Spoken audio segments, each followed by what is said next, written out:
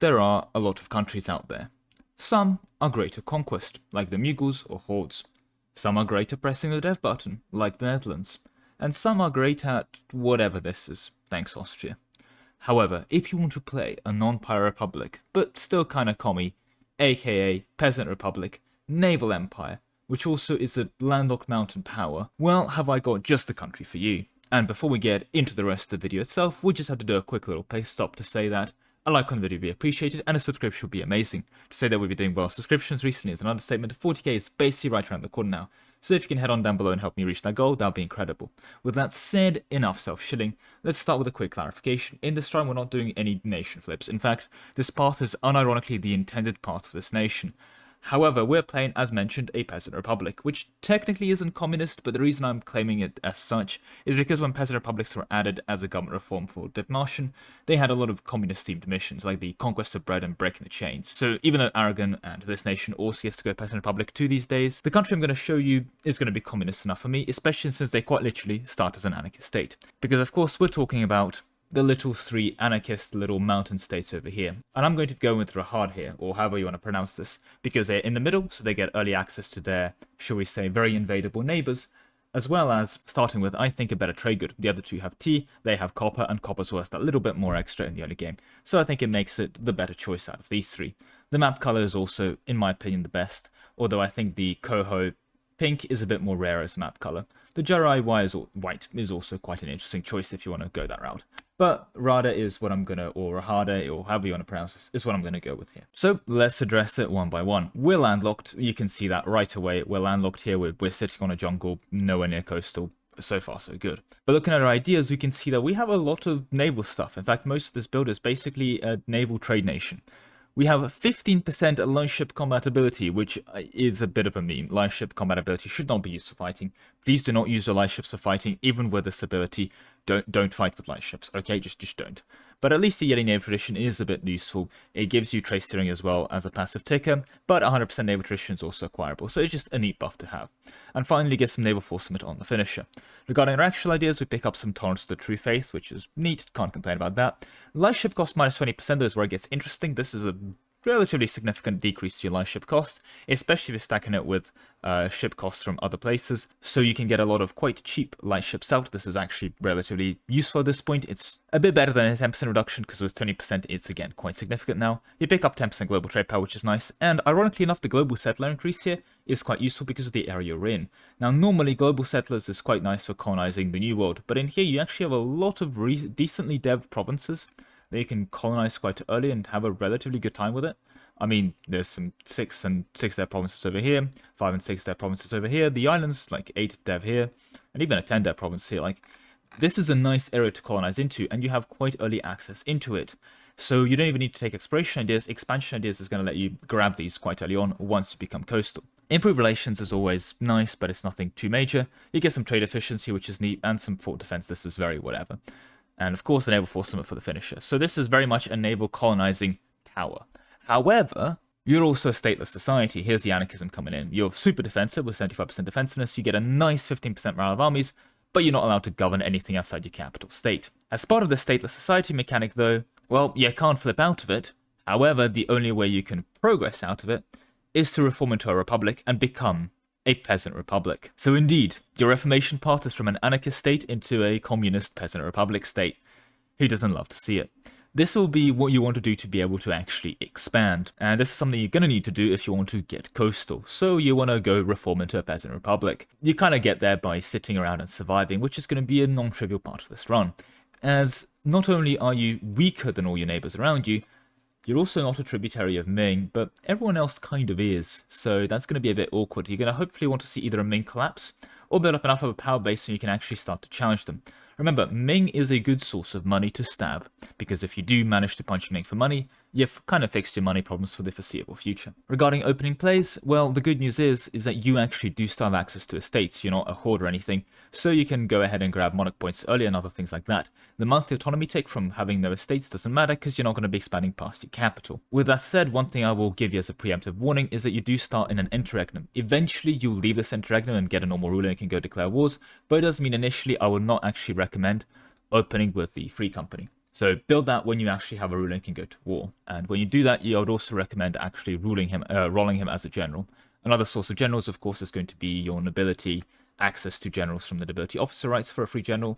You know how to play this game. I'm not going to walk you through every single step here. Now, one thing I would also, however, remind to you so you don't do it the wrong way is basically, in this game, there are win buttons and then there are lose buttons. And there's going to be a lose button that you have access to. So you can dev your capital state because your capital doesn't cost any gov cap.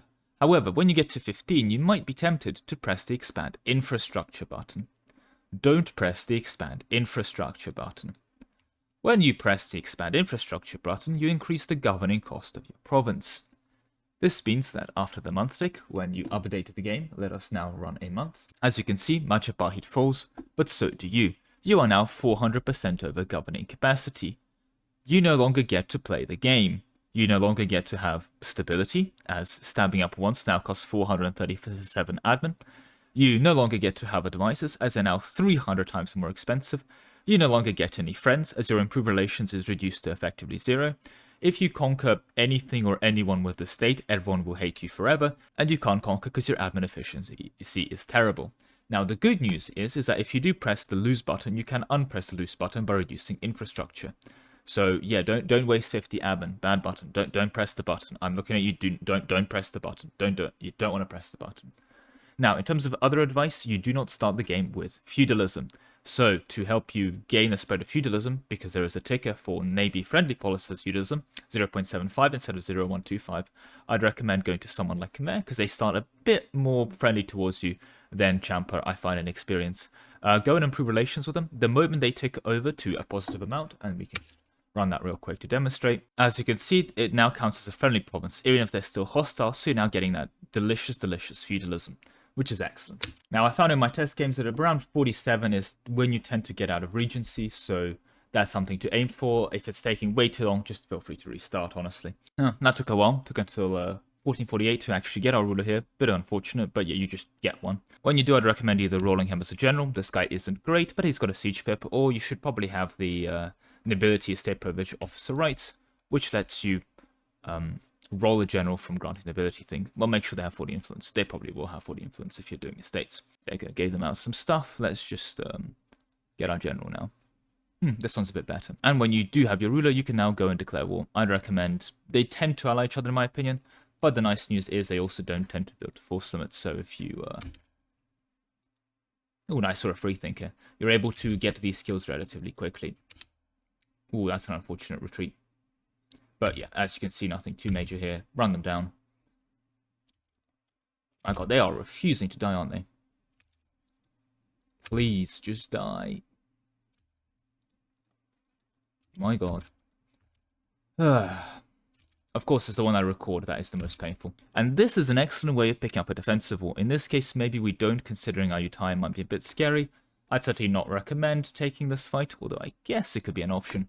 But in essence, you don't want to vassalize these. I actually don't recommend vassalizing them straight. I recommend annexing and then releasing them as a vassal, because it helps with loyalty a lot. But up to you here, and in an event like Champa declaring war on them, this could be a good way of getting a free defensive war, basically. Really, I'll leave this part of the run up to you. Bear in mind, again, I'm not taking tech to demonstrate that I did cheat in monarch points to show that you shouldn't be dev-clicking here. But again, this isn't a tutorial. Come on now, any day now, any day now. There we go. I take both of these guys home, and then what we can do is separate piece this chap over here for everything. And then the next day, we can go to this guy and get rid of him as well. There we go. Now, before you do release them, don't call them or anything. Don't need to touch them. They are going to be nice and free to go. The reason we do this is it makes them a lot more loyal, basically. And then we do them. Make sure you don't play as the release subject. Then we go to the other chaps, and we also release them.